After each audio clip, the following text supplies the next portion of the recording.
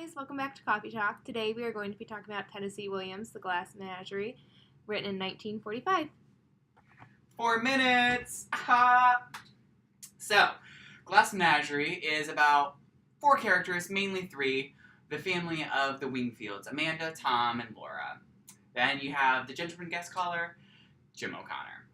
The theme is mainly tackling the reality that the characters are trying to escape from, the idea that there is something more to life, that these characters can break away from their place in society and seek more for themselves, and each go about that in different ways.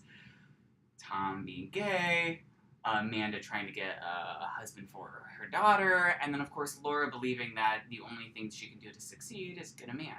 Sad and pitiful. But anyways, that is the basic premise of the plot. Very simple.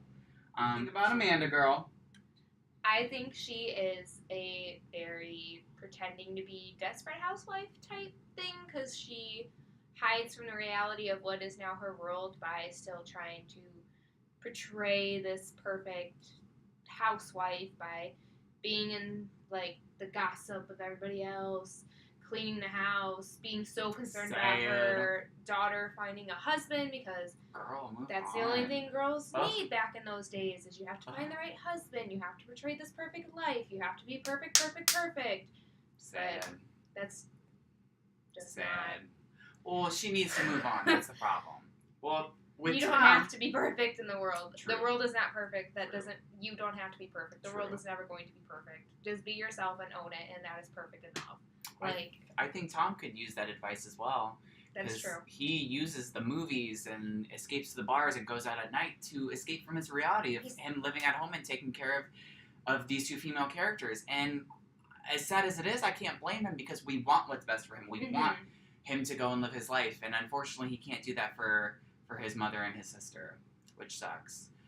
But alas, what is your opinion of the piece? I really enjoyed the piece. I thought it was very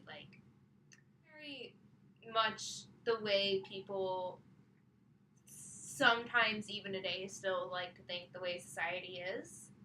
Oh, for sure. I guess in a way, it's kind of how I felt about it. It's very connected to today. And I feel like we have made I like that word, bro. milestones in culture and acceptance, but I know it can go farther, and I think we need to finally weed out the people that still have this mindset. Definitely. I think this piece is wonderful. Being able to give such a great commentary on Tennessee Williams and Tom, and I feel bad for Amanda. I want what's best for that woman. I want what's best for Laura. And it's sad to see that these characters are almost limited literally to a glass menagerie of being on purely just a spectacle for people to look at and polish. And the slightest touch, which I think is the best symbol of the whole play in the namesake, is the slightest touch breaks Laura in the end with the whole horn. And the only character who's able to get away from that is Tom. And that's why I think this is a great commentary not only on gender, but especially feminism. And the idea that these women can't escape their situation, which is sad but true. Whereas Tom, even though he's gay, secretly gay, can still escape, which is sad. So, do you recommend this piece? I do. I enjoyed it. I feel like a lot of people enjoyed it. I feel like it would be a good recommendation to a middle school English teacher to have them read, It's so good. No, I love was really this confused at what you're doing. I love this play. But I think it would be good, I feel like middle schoolers could understand this, because it's not that long of a play, and if the teacher does a good job of breaking it down to them and explaining to them, I think it would be great for, an 8th grade class, because a lot of kids in that age ask themselves these questions sometimes. They struggle with it. And they struggle with their identity and the new feelings that they might be experiencing and having, and I think if a teacher was able to do this, it would be very beneficial. What she said.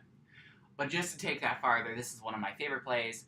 I think there's so much underlying meaning to what's going on here with the oppression that Amanda has gone through and that she just wants what's best for her children. And then Laura feels suppressed for that, even though Amanda wants just what's best for her. And the idea that Tom just wants to escape. He gets angry. He gets frustrated because he sees through his mother, and he sees through these ways, and his escaping at the end is just so symbolic of everyone wanting to pursue their own lives. And so I admire Tom, I love him, and I think he's the perfect symbol of Tennessee Williams himself. And there are so many great scenes in the play that allude to his sexuality and allude to this need to escape and be yourself, that the Glass Menagerie is truly, truly a great piece, especially in terms of gender and sexuality. Yes. And That's the copy talk. Guys, welcome back to Coffee Talk. Today we are going to be talking about Tennessee Williams, the Glass Margarine, written So what do we think about Laura and her illusion with what's going on and how she's trying to escape? Amanda. Did I say Laura?